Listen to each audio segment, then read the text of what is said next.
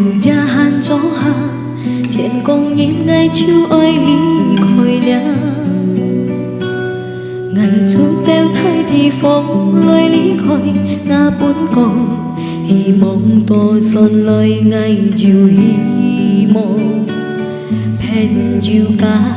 ngày dòng chút ly theo con hy mong nghĩ teo pen chiều tháng hồ hồ còn héo sang han heo gió còn héo sang han ói gió hy mong to xuân với buồn nhìn con mồ ngày tí hay mò ăn chung gì ôi chút kết gió chung nhà ôi xiong ho ho ngày chui heo cây xí kiên cả nhì teo chó tui nhì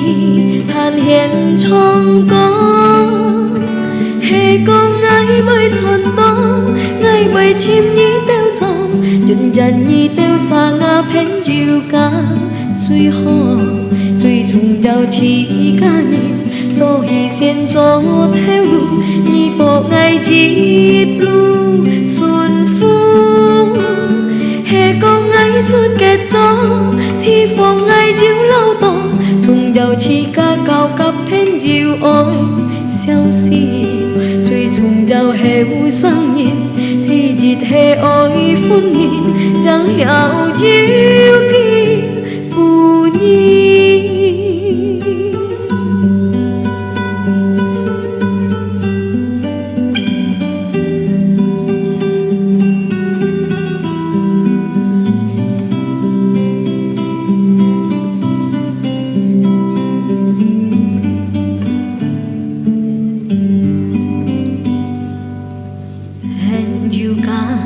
kinh bù gia han cho ha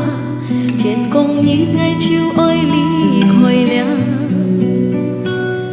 ngày chút teo thay thì phong lời lý khôi nga bún con hy mong to son lời ngày chiều hy mong pen chiều ca ngày dòng chút ly theo con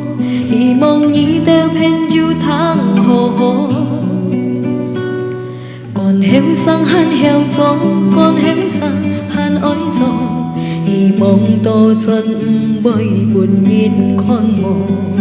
ngày tí hay mò ăn chung gì ôi chút kết gió chung nhà ôi xiong ho ho ngày chui heo cây xí kiên cả nhì teo chó tui nhì than hiền trong con hề con ngái bơi tròn to ngài bơi chim nhí teo gió dần dần nhí teo xa ngà phèn chiều ca chui ho chui chung đào chỉ ca nhìn do hi xiên cho theo lu nhí bộ ngày chít lu xuân phúc hề con ngái suốt kết gió thì phòng ngài chiếu lâu to chung đào chỉ ca cao cấp phèn chiều ôi xeo xì chui chung đào heo sang nhìn thì dịt hề ôi phun nhìn chẳng hiểu